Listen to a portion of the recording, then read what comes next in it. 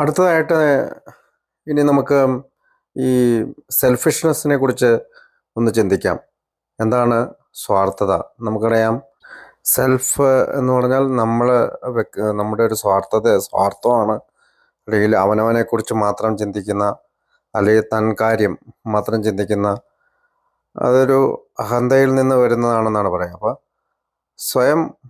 സ്വന്തം കാര്യങ്ങൾ മാത്രം ചിന്തിക്കുന്ന ഒരവസ്ഥയാണ് സ്വാർത്ഥത എന്ന് പറയുന്നത്. അങ്ങനെയുള്ള ആളെയാണ് നമ്മൾ സ്വാർത്ഥനായ ഒരാൾ എന്ന് വിളിക്കുക. സെൽഫിഷ്നെസ്സിലേക്ക് നയിക്കുന്നത് ഓരോ മനുഷ്യൻ്റെയും ജന്മവാസനകളിലൂടെയാണ്. അല്ലെങ്കിൽ അവൻ്റെ തന്നെ, നമ്മൾ പറയും, അവൻ്റെ സ്വഭാവമാണ്. അല്ലെങ്കിൽ അവൻ്റെ ഒരു സ്വഭാവം രൂപീകരണം അങ്ങനെ തന്നെയാണ് എന്നൊക്കെ പറയുന്ന പോലെ അതാണ് നമ്മൾ ഈ ബേസിക് ഇൻസ്റ്റിക്റ്റ്. അപ്പോൾ അവൻ ജനിച്ചപ്പോൾ അവനിലുണ്ടാകുന്ന ചില കാര്യങ്ങൾ ഓരോ മനുഷ്യനും ഉണ്ടാകുന്നതാണ്. അപ്പോൾ മനുഷ്യന് പൊതുവായിട്ടുണ്ടാകുന്ന ഈ ജന്മവാസനകൾ ഏതൊക്കെയാണെന്നാണ് നമ്മൾ ചിന്തിക്കുന്നത്. നമുക്ക് 3 തരത്തിൽ ജന്മവാസനകളെ തരംതിരിക്കാം. സാമൂഹികമായിട്ടുള്ള ജന്മവാസനകൾ, ഓരോ മനുഷ്യൻ്റെയും സുരക്ഷിതത്വത്തിന് വേണ്ടിയിട്ട് ഉള്ള ജന്മവാസനകൾ, അല്ലെങ്കിൽ സെക്യൂരിറ്റി ഇൻസ്റ്റിങ്സ് എന്ന് പറയും. അടുത്തത് സെക്സ് അല്ലെങ്കിൽ ലൈംഗികതയ്ക്കുള്ള വാസനകളാണ്. നമുക്ക് ചങ്ങാതിമാരെ ഉണ്ടാക്കുന്നതിന് അല്ലെങ്കിൽ കൂട്ടുകെട്ട് ഉണ്ടാക്കുന്നതിനുള്ള നമ്മുടെ ഒരു ജന്മവാസനയാണത്. അല്ലെങ്കിൽ സൗഹൃദം സമ്പാദിക്കുക എന്നുള്ള, അല്ലെങ്കിൽ കൂട്ടുകെട്ടില് അതെന്തുകൊണ്ടാണെന്ന് വെച്ചാൽ നമ്മള് ഒരു സ്ഥലത്ത് wanting to belong or to be accepted, മറ്റുള്ളവരാൽ നമ്മള് അക്സെപ്റ്റ് ആയ പൊതുസമ്മതനായി മാറാനും അവരിൽ ഒരാളായി തീരാനും നമ്മൾ ആഗ്രഹിക്കുന്നതുകൊണ്ടാണ് സാമൂഹികനായിട്ട് ഈ കൂട്ടുകെട്ട് ഉണ്ടാക്കാനായിട്ട് ഓരോ മനുഷ്യനും ശ്രമിക്കുന്നത്. അടുത്തത് പ്രസ്റ്റീജ് ആണ്. പ്രസ്റ്റീജ് നമുക്കറിയാം, നമുക്കൊരു പ്രശസ്തി നമ്മൾ ആഗ്രഹിക്കുന്നുണ്ട്, ഒരു പേരും പെരുമയെ ആഗ്രഹിക്കുന്നുണ്ട്, അല്ലെങ്കിൽ നമ്മുടെ നാട്ടിലൊരു കീർത്തി ആഗ്രഹിക്കുന്നുണ്ട്, ഒരു മാന്യത ആഗ്രഹിക്കുന്നുണ്ട്, അല്ലെങ്കിൽ നമ്മുടെ ഒരു അഭിമാനത്തിന്റെ പ്രശ്നമായിട്ട് മറ്റുള്ളവർ നമ്മളെ അംഗീകരിക്കണമെന്നും, അല്ലെങ്കിൽ ഒരു ലീഡറായിട്ട്, ഞാനൊരു നേതാവായിട്ട് എന്നെ അക്സെപ്റ്റ് ചെയ്യണമെന്നുള്ള ഒരു സാമൂഹിക ജന്മവാസന ഭാഗമാണ് പ്രസ്റ്റീജ് അല്ലെങ്കിൽ അഭിമാനം. അടുത്ത സാമൂഹിക ജന്മവാസനയുടെ മറ്റൊരു ഭാഗമാണ് സെൽഫ് എസ്റ്റീം. അതിന്റെ അർത്ഥം what we think of ourselves, നമ്മളെ കുറിച്ച് വിചാരിക്കുന്നതാണ്. അല്ലെങ്കിൽ ഒരു അഹങ്കാരമെന്നോ ആത്മാഭിമാനം എന്നൊക്കെ അതിന് നമുക്ക് നിർവചനം കണ്ടെത്താം. അടുത്തത് പ്രൈഡാണ്. പ്രൈഡില് നമ്മള് പെരുമ കാണിക്കുന്ന, അല്ലെങ്കിൽ അഹങ്കാരം കാണിക്കുന്ന, വലിപ്പം ഭാവിക്കുന്ന, പൊങ്ങച്ചം കാട്ടുന്ന ഒരു ആളായി മാറുന്നതിനാണ് പ്രൈഡ് എന്ന് പറയുന്നത്. അല്ലെങ്കിൽ an excessive and unjustified opinion of oneself, വളരെ എക്സസീവ് ആയിട്ടുള്ള, കൂടുതലായിട്ടുള്ള, അൺജസ്റ്റിഫൈഡ്, ഒരിക്കലും നീതീകരിക്കാനാവാത്ത അഭിപ്രായം. അത് ഒരു പോസിറ്റീവ് ആയിരിക്കാം, സ്വയം ഇഷ്ടപ്പെടുന്നതുകൊണ്ട്, അല്ലെങ്കിൽ സെൽഫ് ലവില് ഒരു പോസിറ്റീവായ രീതിയിലായിരിക്കാം, അല്ലെങ്കിൽ സ്വയം വെറുക്കുന്നത് കൊണ്ട് നെഗറ്റീവ് ആയാലും, 2 രീതിയിലുള്ള പ്രൈഡ് ആയാലും അത് ജന്മവാസനയാണ്. അപ്പോ ഒരാൾ സ്വന്തം ജീവിതത്തെ കാണുന്ന ഒരു കാഴ്ചപ്പാടാണ് അഹങ്കാരം ആയിട്ട് മാറുന്നത്, അല്ലെങ്കിൽ ഒരു ലക്ഷ്യപ്രാപ്തിക്കായിട്ട് അയാള് ചെയ്യുന്ന കാര്യമാണിത്. അടുത്തത് personal relationship, our relations with other human being and the world around us. അപ്പോൾ ഈ പേഴ്സണൽ റിലേഷൻഷിപ്പ് ആണ് നമ്മളെ സംബന്ധിച്ചിടത്തോളം കൂടുതൽ ജന്മവാസനകളെ കേന്ദ്രീകരിച്ചിരിക്കുന്നത്. അതായത് നമ്മൾ മറ്റുള്ളവരോട്, മറ്റ് സഹജീവികളോട് എങ്ങനെ പെരുമാറുന്നു, അല്ലെങ്കിൽ ലോകത്തോട് നമ്മൾ എങ്ങനെ പെരുമാറുന്നതിനനുസരിച്ചാണ് പേഴ്സണൽ റിലേഷൻഷിപ്പ് നിലനിൽക്കുന്നത്. ഇതാണ് നമ്മുടെ സെൽഫിലേക്ക് നമ്മളെ കൊണ്ടുപോകുന്നത്. അടുത്തത് അംബീഷൻസ് ആണ്. അതായത് അംബീഷൻ എന്നുള്ള വാക്കിന് അർത്ഥം തീവ്രമായിട്ടുള്ള നമ്മുടെ ഉള്ളിലുണ്ടാകുന്ന ഒരു ഉത്കർഷേച്ഛയെന്നോ അതിമോഹമെന്നോ അല്ലെങ്കിൽ വല്ലാത്ത ഒരു അഭിലാഷമെന്നോ ഒക്കെ നമുക്ക് വിളിക്കാം. ഒരു ഉദാഹരണം പറയുകയാണെങ്കിൽ ഉയർന്ന പദവിയിൽ എത്തുവാനുള്ള അതിയായ ആഗ്രഹം, അത് നമ്മുടെ ഒരു അംബീഷൻ ആകാം. ഇംഗ്ലീഷിൽ പറയുന്ന their plans to gain acceptance, power, recognition and prestige etcetera. അതായത് നമ്മുടെ പ്ലാനുകളും പദ്ധതികളും, അല്ലെങ്കിൽ നമ്മുടെ തെരഞ്ഞെടുക്കലുകൾ, മറ്റുള്ളവരാൽ അക്സെപ്റ്റൻസ് ചെയ്യാനുള്ള നമ്മുടെ ഒരു പവർ നേടിയെടുക്കാനുള്ള, പൊതുസമൂഹത്തിൽ ഒരു റെക്കഗ്നേഷൻ വരാനുള്ള, അല്ലെങ്കിൽ ആത്മാഭിമാനം, പ്രസ്റ്റീജ് വരാനുള്ള നമ്മുടെ ഒരു ജന്മവാസനയാണ്. അങ്ങനെയുള്ള കാര്യങ്ങളൊക്കെ നമ്മുടെ മനസ്സിൽ വരുമ്പോൾ ഉണ്ടാകുന്ന ജന്മവാസനയാണ് നമ്മൾ ഏറ്റവും ചുരുക്കത്തിൽ അംബിഷൻസ് എന്ന് പറയുന്നത്. അപ്പോൾ ഒരു മനുഷ്യന്റെ സെക്യൂരിറ്റി ഇൻസ്റ്റിങ്ക്റ്റ് എന്ന് പറഞ്ഞാല് സുരക്ഷിതത്വത്തിന് അല്ലെങ്കിൽ സാമ്പത്തികമായിട്ടുള്ള സുരക്ഷിതത്വത്തിന് വേണ്ടിയിട്ടുള്ള ജന്മവാസനകളാണ്. അതിനകത്തുള്ളതാണ് ഒന്നാണ് മെറ്റീരിയൽ തിങ്സ്. നമുക്ക് വാണ്ടിങ് മണി, ധാരാളം പണം വേണം, ബിൽഡിങ്, നമുക്ക് വീടുകൾ വേണം, പ്രോപ്പർട്ടി, ഒരുപാട് സ്ഥലം വേണം, ക്ലോത്തിങ് എന്ന് പറഞ്ഞ വസ്ത്രങ്ങൾ വേണം, തുടങ്ങിയ കാര്യങ്ങൾ. അത് നമ്മുടെ ഭാവിയെ സുരക്ഷിതമാക്കാനായിട്ടാണ് നമ്മൾ മെറ്റീരിയൽ ജന്മവാസനകള് സെക്യൂരിറ്റി ഇൻസ്റ്റിറ്റ്യൂഷനിൽ അല്ലെങ്കിൽ സുരക്ഷിതത്വത്തിനുള്ള ജന്മവാസനയായിട്ട് ഈ പറയുന്ന മെറ്റീരിയൽ തിങ്സ് വരുന്നത്. അടുത്തത് ഇമോഷണൽ ആണ്. Based upon their needs for another person or persons, some lean to dominate, some are overly depends on others. അതായത് നമ്മുടെ ആവശ്യത്തിന്റെ അടിസ്ഥാനത്തിൽ മറ്റ് ആളുകളുമായിട്ടോ അല്ലെങ്കിൽ ഒരു കൂട്ടം ആളുകളുമായിട്ടോ നമ്മൾ അവരിൽ ശ്രദ്ധ കേന്ദ്രീകരിച്ചുകൊണ്ട് അല്ലെങ്കിൽ അവരിൽ കൂടുതൽ ഡിപ്പെൻഡ് ചെയ്യുന്ന ഒരവസ്ഥയിലുണ്ടാകുന്ന ഇമോഷണലാണ് നമുക്കറിയാം. നമ്മൾ വല്ലാതെ സങ്കടപ്പെടുന്നു, അല്ലെങ്കിൽ നമ്മൾ ഒരുപാട് സന്തോഷിക്കുന്നു. അപ്പൊ നമ്മൾ മറ്റുള്ള ആളുകളെ ആശ്രയിക്കുകയാണ് ആ സമയത്ത്. അതിനെ ഡോമിനേറ്റ് ചെയ്തുകൊണ്ടുള്ള, അങ്ങനെയുള്ള ഡോമിനേഷനിൽ വരുന്ന അല്ലെങ്കിൽ ഓവർലി ഡിപ്പെൻഡ് ഓൺ അതേഴ്സിൽ വരുന്ന വൈകാരിക അവസ്ഥയാണ് സെക്യൂരിറ്റി ഇൻസ്റ്റിങ്ക്റ്റ് അല്ലെങ്കിൽ നമ്മുടെ സുരക്ഷിതത്തിന്റെ, ഇമോഷണൽ ആയിട്ടുള്ള സുരക്ഷിതത്തിന്റെ ജന്മവാസനയായിട്ട് പറയുന്നത്. അടുത്ത അംബിഷൻസ് ആണ്. Their plans to gain material wealth or to dominate or to depend upon others. Dominate എന്ന വാക്കിന്റെ അർത്ഥം മുന്നോട്ട് നിൽക്കുക അല്ലെങ്കിൽ അധികാരം ചെലുത്തുക എന്നുള്ള അർത്ഥത്തിലാണ് ഡോമിനേറ്റ് എന്ന വാക്ക് നമ്മൾ ഉപയോഗിക്കുക. അപ്പോ അംബിഷൻസ്, അതായത് their plans to gain material wealth, നമുക്ക് സാമ്പത്തികമായിട്ടുള്ള ഉന്നമനം ഉണ്ടാകുന്ന അതിനുള്ള പ്ലാനുകൾ,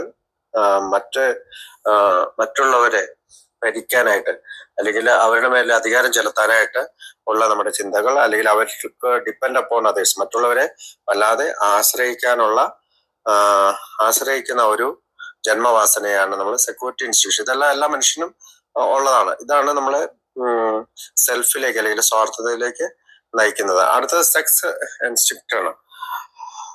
സെക്സ്, ലൈംഗികപരമായിട്ടുള്ള ജന്മവാസനകൾ. Acceptable, our sex lifes are accepted by society, God's principles or our own principles. അപ്പോൾ നമ്മുടെ ലൈംഗികത സാമൂഹികപരമായിട്ട് അംഗീകാരം കിട്ടിയ, അല്ലെങ്കിൽ ദൈവത്തിന്റെ നിയമങ്ങൾ അനുസരിച്ച്, അല്ലെങ്കിൽ നമ്മുടെ ഓൺ പ്രിൻസിപ്പിൾ അനുസരിച്ചിട്ടുള്ള കാര്യങ്ങൾ അത് അക്സെപ്റ്റ് ചെയ്യുന്നതിനെയാണ് നമ്മൾ ഈ ജന്മവാസന എന്ന് പറയുന്നത്. Hidden, our sex lives that are contrary to society, codes principles or our own principles.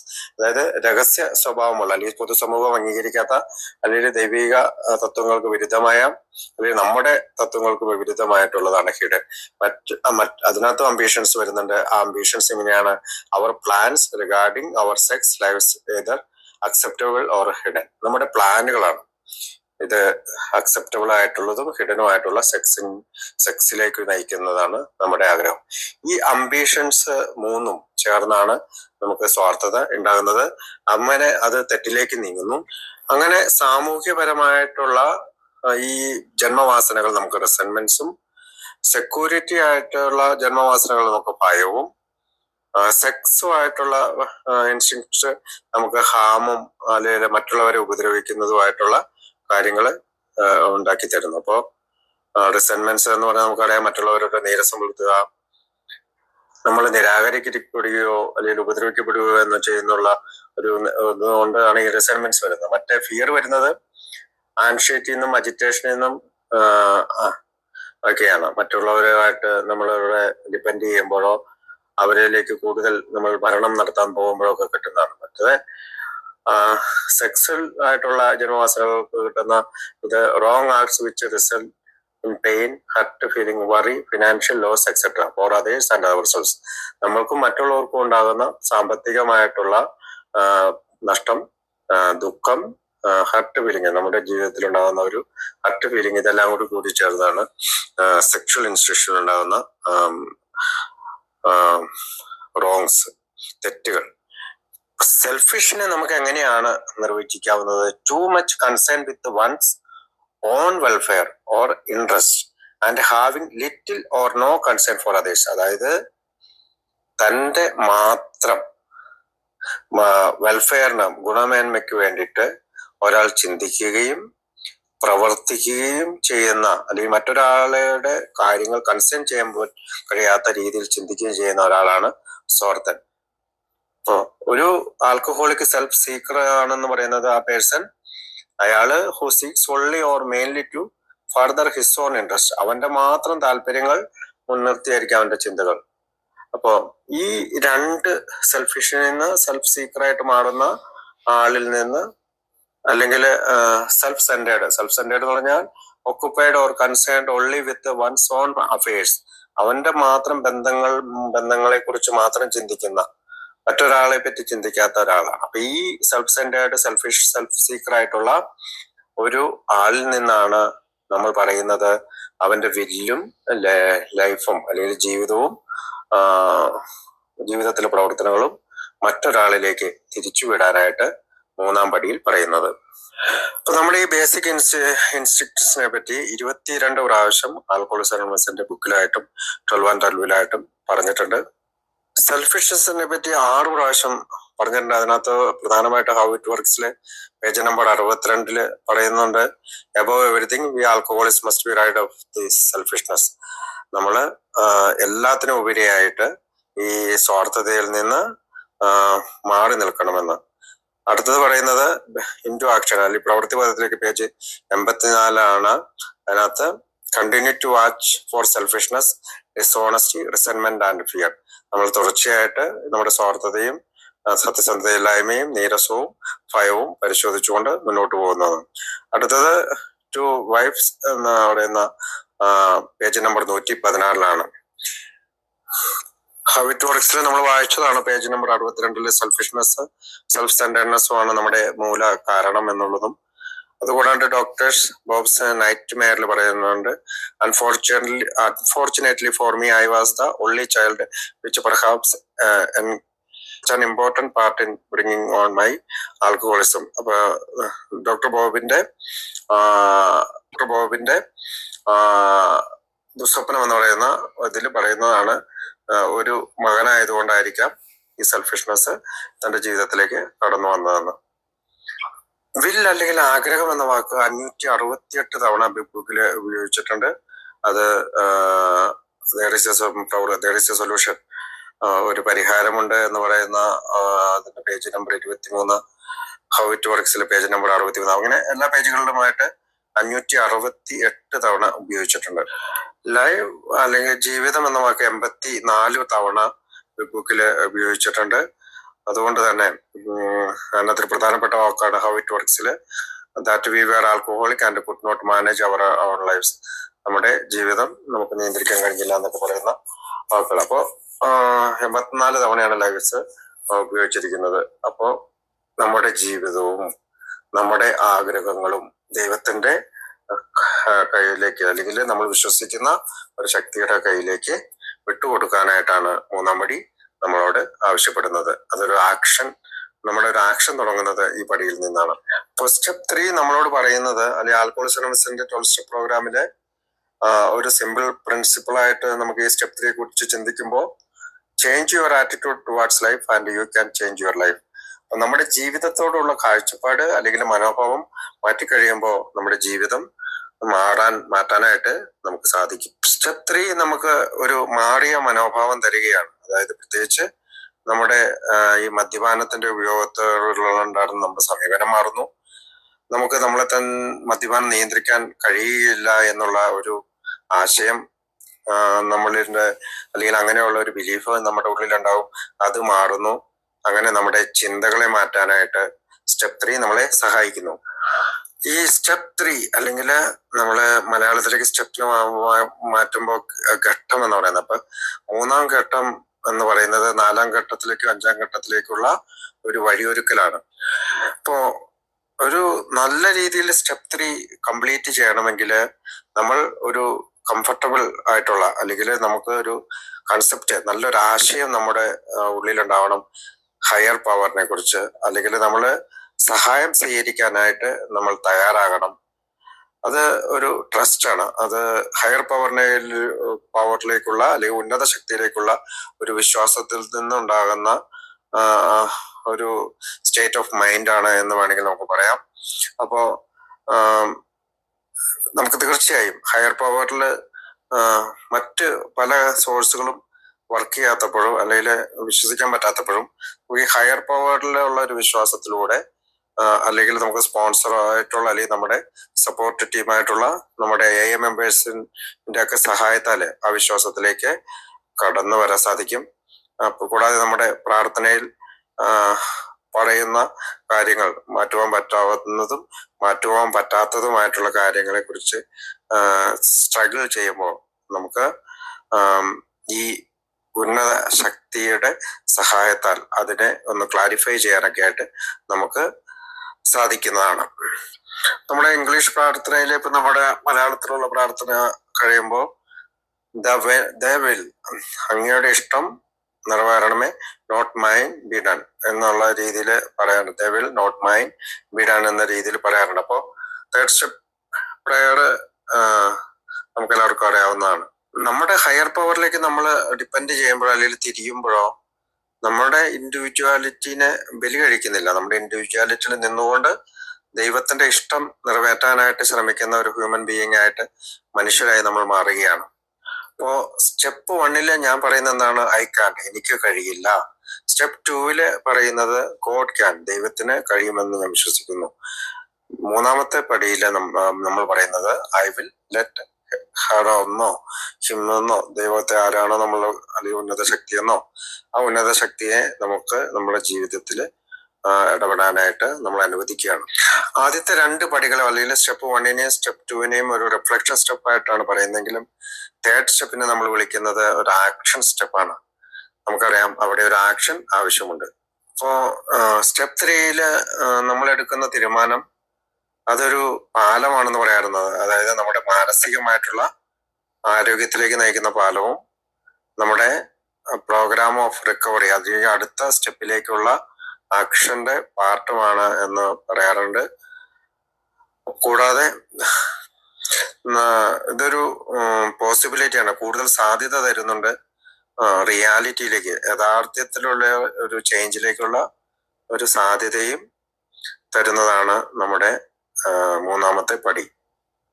അപ്പൊ ഡിസിഷൻ അല്ലെങ്കിൽ ഡിസൈഡ് ചെയ്യുക എന്ന് പറഞ്ഞാൽ നമ്മുടെ ഈ മൂന്നാമത്തെ പടി നമ്മളെ കൂടുതൽ ആക്റ്റീവായിട്ടുള്ള അല്ലെങ്കിൽ കൂടുതൽ പരിശോധനാപൂർവമായിട്ടുള്ള ഡിസിഷൻ, നമ്മളിപ്പോ ഓരോ ഡിസിഷൻ എടുക്കുമ്പോൾ ഒന്ന് എക്സാമിൻ ചെയ്യുന്നുണ്ട്, ഈ ഡിസിഷൻ എടുത്താൽ കുഴപ്പമുണ്ടോ, അല്ലെങ്കിൽ നമ്മൾ ചില സ്പോൺസർമാരുടെയോ നമ്മുടെ സുഹൃത്തുക്കളുടെയൊക്കെ അഭിപ്രായങ്ങളൊക്കെ ചോദിച്ചിട്ടാണ് നമ്മൾ പല ഡിസിഷൻസുകളും ഇപ്പൊ എടുക്കുന്നത്. അങ്ങനെ ഇത് നമുക്കൊരു ക്രൈസിസിൽ നിന്ന്, നമ്മുടെ ജീവിതത്തിൽ ഉണ്ടാകാൻ ഇടയുള്ള ഒരു ക്രൈസിസിൽ നിന്ന് മാറി നിൽക്കാനായിട്ട്, കാരണം നമ്മളെടുത്ത പല ഡിസിഷൻ മൂലമാണ് നമ്മളുടെ പഴയ ജീവിതത്തില് ക്രൈസിസുകൾ ഉണ്ടായത്, പല തീരുമാനങ്ങളും തെറ്റായിരുന്നുകൊണ്ടാണ്. പക്ഷെ നമ്മളൊരു സ്വയം പുറകോട്ട് സ്റ്റെപ്പ് ബാക്ക് ചെയ്തിട്ട് കുറച്ച് സമയം ആലോചിച്ച് പുതിയ ആശയങ്ങളും നോളജും ഒക്കെ ഇൻപുട്ട് ചെയ്തിട്ടാണ് നമ്മൾ ഇപ്പോഴത്തെ ഡിസിഷൻസ് എടുക്കുന്നത്. അത് തന്നെയാണ് തേർഡ് സ്റ്റെപ്പില് നമ്മൾ ഒരു ഉത്തരവാദിത്വമുള്ള അല്ലെങ്കിൽ നല്ല ഒരു ലക്ഷ്യബോധമുള്ള തീരുമാനങ്ങൾ എടുത്തുകൊണ്ട് മുന്നോട്ട് പോകാനായിട്ട് സഹായിക്കുന്നത്. അപ്പോൾ നമ്മൾ 2ാം പടിയിൽ കണ്ടുമുട്ടിയ അല്ലെങ്കിൽ നമ്മൾ കണ്ടുപിടിച്ച നമ്മുടെ ആ ഉന്നത ശക്തിയെ നമ്മുടെ ജീവിത യാത്രയിലുണ്ടാകുന്ന ഓരോ ട്രാൻസ്ഫോർമേഷനും അനുവദിക്കുകയാണ് ചെയ്യുക 3ാം പടിയിലൂടെ. ഞാൻ ആദ്യം പറഞ്ഞ പോലെ വി ടേൺ അവർ വിൽ, നമ്മുടെ ആഗ്രഹം അല്ലെങ്കിൽ നമ്മുടെ അതിന് നമ്മൾ പറഞ്ഞു അവർ തോട്ട്സ് ആൻഡ് ആക്ഷൻസ്, നമ്മുടെ ചിന്തകളുടെയും പ്രവർത്തനങ്ങളെയും നമ്മൾ ഉന്നത ശക്തിയിലേക്ക് അല്ലെങ്കിൽ അദ്ദേഹത്തിന്റെ കെയറിലേക്ക് തിരിച്ചു വിടുകയാണ്. കാരണം ഇതുവരെ നമ്മൾ നയിച്ചിരുന്ന നമ്മുടെ ജീവിതത്തെ അല്ലെങ്കിൽ സെൽഫിഷ്നെസ് നിറഞ്ഞ നമ്മുടെ ജീവിതത്തെ ദൈവത്തിന്റെ അല്ലെങ്കിൽ ഉന്നത ശക്തിയുടെ ഒരു ഗൈഡൻസിന്റെയും ഡയറക്ഷന്റെയും മുന്നിലൂടെ കടന്നു പോകാൻ സഹായിക്കുന്നതാണ് 12 സ്റ്റെപ്പ് പ്രോഗ്രാം. അപ്പോ ഇവിടെ നമ്മൾ കാണുന്ന ഗോഡ് എന്ന് പറയുന്നത് ഓരോരുത്തരുടെയും പേഴ്സണലായിട്ടുള്ള അവരുടെ സ്വകാര്യമായിട്ടുള്ള സങ്കല്പമാണ്, സ്വകാര്യമായിട്ടുള്ള ആശയമാണ്. അതുകൊണ്ട് തന്നെ ഒരു പർട്ടിക്കുലർ ദൈവത്തെ പറ്റി സ്റ്റെപ്പ് 3 പറയുന്നില്ല. നമ്മൾ God as we understood him എന്ന് പറയുന്നുണ്ടെങ്കിലും ഞാൻ ആദ്യം പറഞ്ഞ പോലെ ഗോഡിനെ നമുക്ക് ഗുഡ് ഓർഡർലി ഡയറക്ഷൻ എന്നോ ഗ്രൂപ്പ് ഓഫ് ഡ്രങ്ക്സ് എന്നൊക്കെ പല രീതിയിൽ നമുക്ക് അതിനെ വ്യാഖ്യാനിക്കാവുന്നതാണ്. ദൈവത്തിലുള്ള ആശയം അല്ലെങ്കിൽ ആ സങ്കല്പം എന്തും ആയിക്കൊള്ളട്ടെ, അതിവിടെ ഒരു പ്രശ്നമല്ല. ആ ഉന്നത ശക്തിയിൽ വിശ്വസിക്കാൻ തയ്യാറാവുക. അങ്ങനെ നമ്മുടെ ഈ ജീവിതത്തെ നമ്മുടെ തീരുമാനങ്ങളെ അദ്ദേഹത്തിന്റെ തീരുമാനവുമായിട്ട് മാച്ച് ചെയ്തുകൊണ്ട് മുന്നോട്ട് പോകാൻ ശ്രമിക്കുക എന്ന് മാത്രമേ 3-ാം പടിയിൽ ചിന്തിക്കുന്നുള്ളൂ. ബോണ്ടേജ് ഓഫ് സെൽഫിൽ നിന്ന് മൈ തിങ്കിങ്, എനിക്കറിയാം നമ്മുടെ ചിന്തകള് ഫിയർ, ഭയമായിരുന്നു ഏറ്റവും. കാരണം നമ്മളെപ്പോഴും നമുക്ക് നഷ്ടപ്പെടുന്ന കാര്യങ്ങളെ കുറിച്ച്, സാമ്പത്തികമായിക്കൊള്ളട്ടെ, എല്ലാം അഫ്രൈഡാണ്, നമുക്കിതെല്ലാം നഷ്ടപ്പെടുമെന്നുള്ള ഭയം.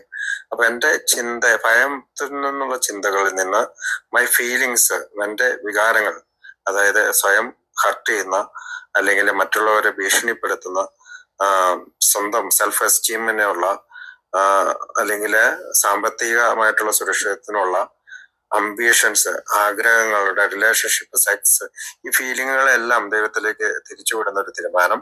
അതുകൂടാണ്ട് മൈ ആക്ഷൻസ്, ആക്ഷൻസ് എന്ന് പറയുമ്പോൾ ഡിസ്ഹോണസ്റ്റ്, സത്യസന്ധതയില്ലായ്മ, റിസെന്റ്മെന്റ്സ്, നീരസം, ആങ്കർ, ദേഷ്യം, ഹെയ്റ്റ്, മറ്റുള്ളവരോടുള്ള വെറുപ്പ്, സെൽഫിഷ്,